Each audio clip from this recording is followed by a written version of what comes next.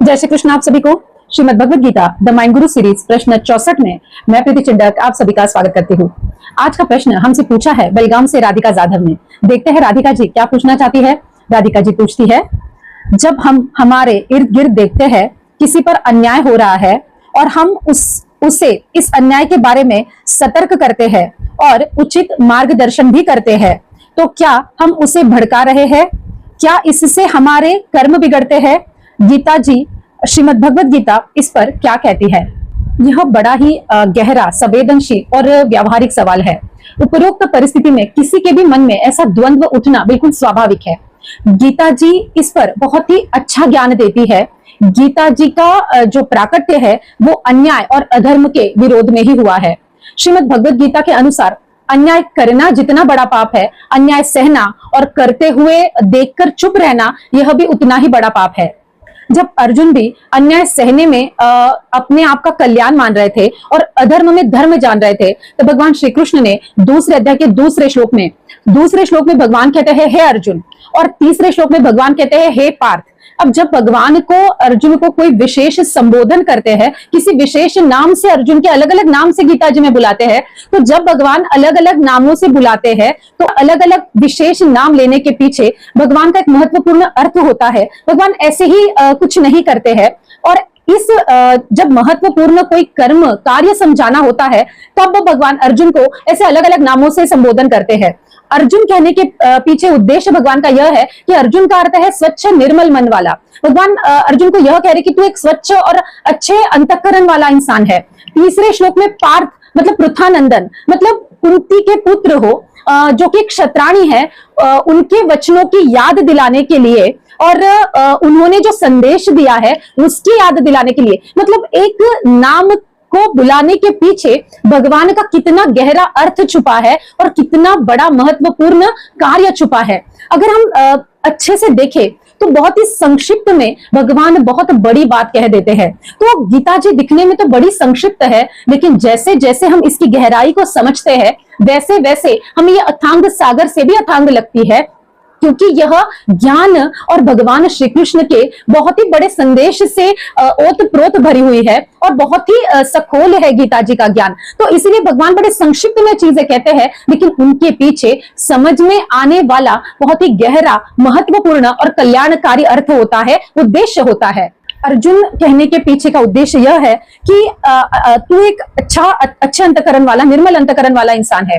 पार्थ मतलब पृथानंदन कहने के पीछे उनके अर्जुन के अंदर वीरता का भाव जागृत करना है। इस अर्थ से भगवान इन पार्थ नाम का संबोधन करते हैं। जो पांडवों पर, देवी द्रौपदी पर जो अन्याय हुआ था वो अधर्म था, जिसको धर्म से प्रत्युत्तर देना आवश्यक भी था और उचित भी था और वही अपेक्षित भी था। लेकिन मोह में फंसकर अर्जुन जो है वह अधर्म के रास्ते पर चलने लग गए थे। मतलब मैं युद्ध नहीं करूंगा ऐसे कहकर अपने धर्म के मार्ग से हट रहे थे। तो यहाँ पर बहुत लोगों को यह प्रश्न आता है कि भगवान कृष्ण क्या अर्जुन को युद्ध करने के लिए प्रेरित कर रहे थे? क्या युद्ध करवाना गीता कहने के पीछे का उद्देश्य था? और पूछे गए प्रश्न में भी यही है कि क्या हम अगर अन्याय के बारे में सतर्क करवा रहे हैं तो क्या हम भड़का रहे हैं, तो क्या हम ये गलत कर्म कर रहे हैं, यह पूछा है। तो उत्तर है नहीं, बिल्कुल नहीं। और एक बात कि भगवान ने अर्जुन से युद्ध नहीं करवाया, बल्कि भगवान ने अर्जुन को अपने कर्तव्य कर्म के प्रति जागरूक करवाया, उन्हें कर्मयोग समझाया और धर्म के मार्ग पर अड़िग रहने के लिए कहा। जबकि युद्ध करने का विचार तो स्वयं अर्जुन का ही था, इसीलिए तो उन्होंने भगवान को निमंत्रण देकर बुलवाया था। और अभी उसी अपने विचार से हटकर अर्जुन अधर्म के रास्ते पर चल रहे थे, मतलब युद्ध करना नहीं चाह रहे थे, मोह में फंसकर वह यह कार्य कर रहे थे। युद्ध देखा जाए तो युद्ध अर्जुन को कर्तव्य रूप से प्राप्त हुआ था।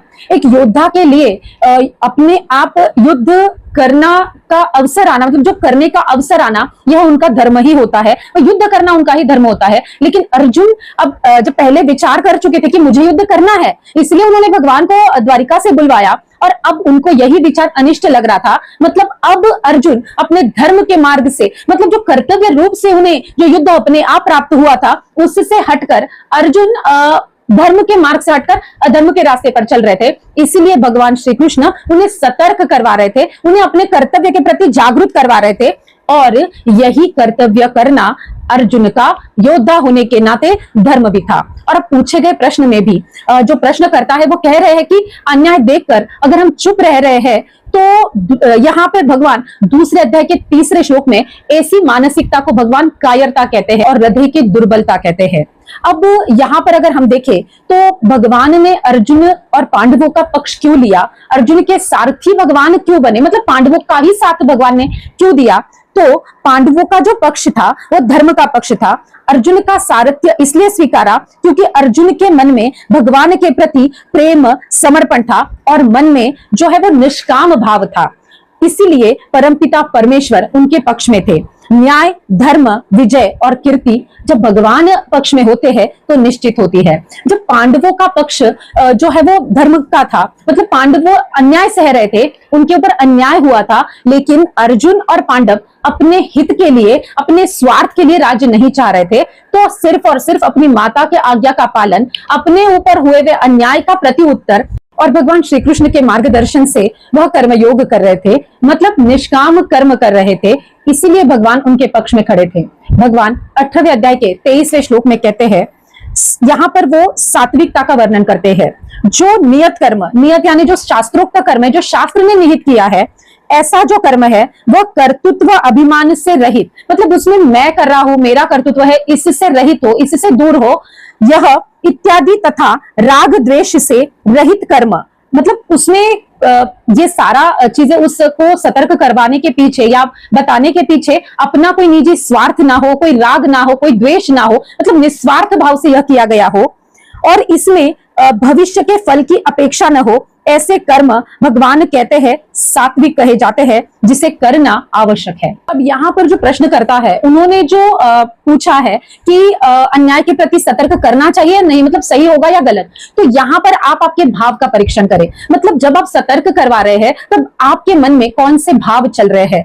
जैसे कि अभी हमने देखा कि हमारे मन में निस्वार्थ भाव हो, दूसरों के प्रति मतलब दूसरों का हित हो, हमारे मन में वो कहने के पीछे अपना कोई निजी स्वार्थ ना हो, राग या द्वेष ना हो, और जो है कि वो सामने वाले का बस कल्याण हो। और जिस तरह से हम कह रहे हैं, जो मार्ग हम बता रहे हैं, समझा रहे हैं, जो मार्गदर्शन हम कर रहे हैं, वह मार्गदर्शन नीतिपूर्ण हो, शास्त्रोक्त हो और हमारे लिए नियत हो। तो यह सारी चीजों का परीक्षण कर कर हमें यह कहना चाहिए कि हमारे मन में भाव कौन सा है।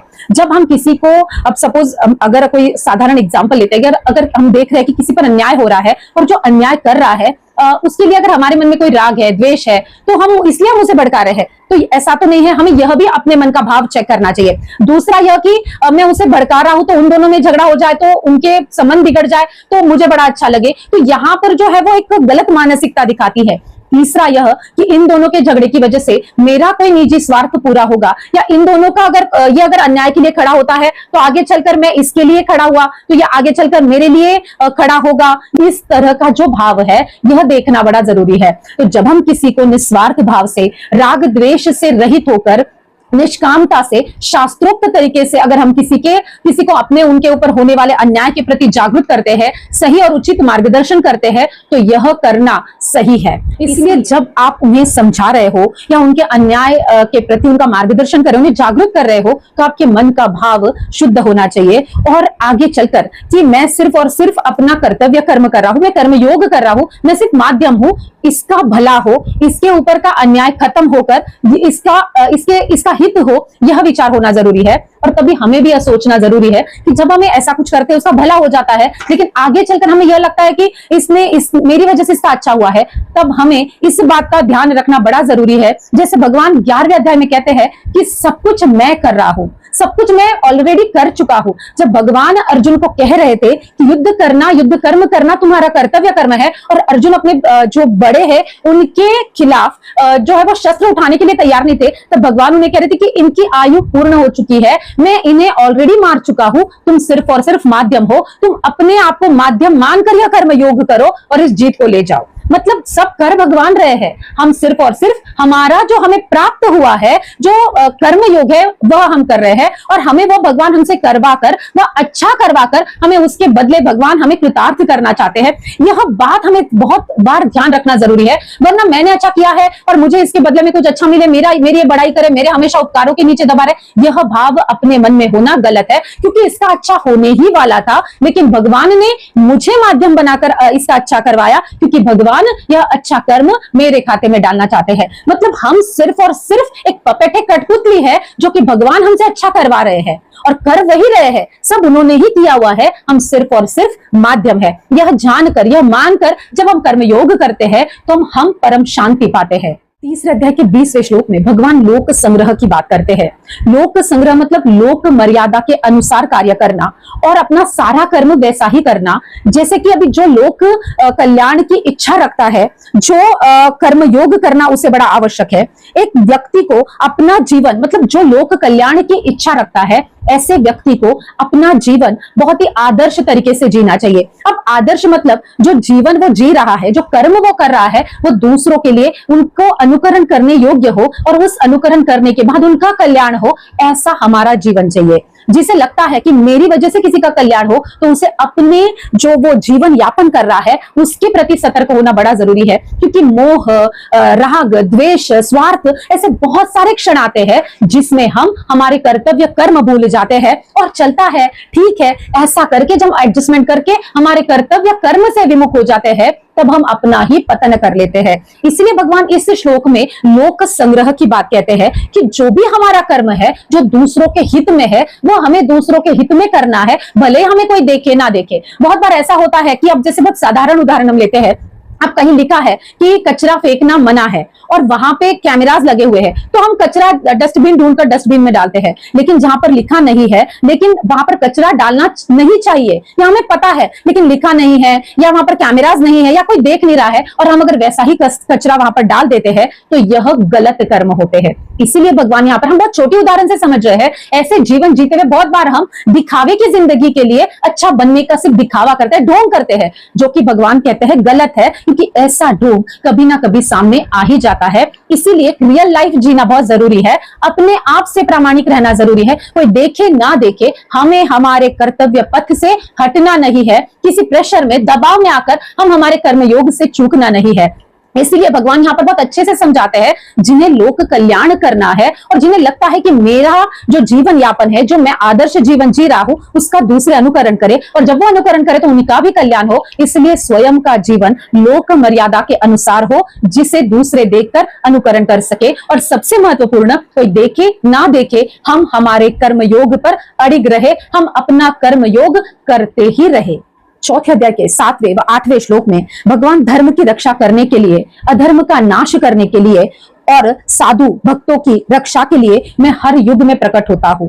इसका लौकिक अर्थ यह है कि दूसरों का हित करना जिसका स्वभाव है, और भगवान के जो आश्रित है उन्हें भगवान साधु नाम पद कहते हैं। मतलब अब भगवान यहाँ पर बहुत ही गीता का जो श्लोक है कि यदा यदा ही धर्मस्य, जब जब धर्म को ग्लानि आती है और अधर्म का प्राबल्य बढ़ता है, तब भगवान धर्म की रक्षा के लिए, साधु संतों की रक्षा के लिए, जो कि धर्म का प्रचार कर रहे हैं, जो कि दूसरों का हित कर रहे हैं, जो कि अपने आदर्श जीवन यापन से दूसरों का कल्याण कर रहे हैं, ऐसे लोगों की, इनको भगवान साधु नाम कहते हैं, इनको भगवान संत कहते हैं, इनकी रक्षा के लिए और अधर्म को जड़ से उखाड़ने के लिए, जड़ से खत्म करने के लिए भगवान स्वयं साकार रूप में जन्म लेते ही लेते हैं, अवतार लेते ही लेते हैं। इसीलिए जब भी हम सामान्यता ही, अब जैसे पूछे हुए प्रश्न में ही, जब हम सामान्य जीवन जीते हैं और ऐसा कोई अन्याय, ऐसा कोई कुकर्म हम हमारे इर्द गिर्द देखते हैं, तो हमें सही और उचित कर्म योग कर धर्म की रक्षा हेतु हमें अपने सामर्थ्य के अनुसार शास्त्र में रहकर, नियमों से बंधकर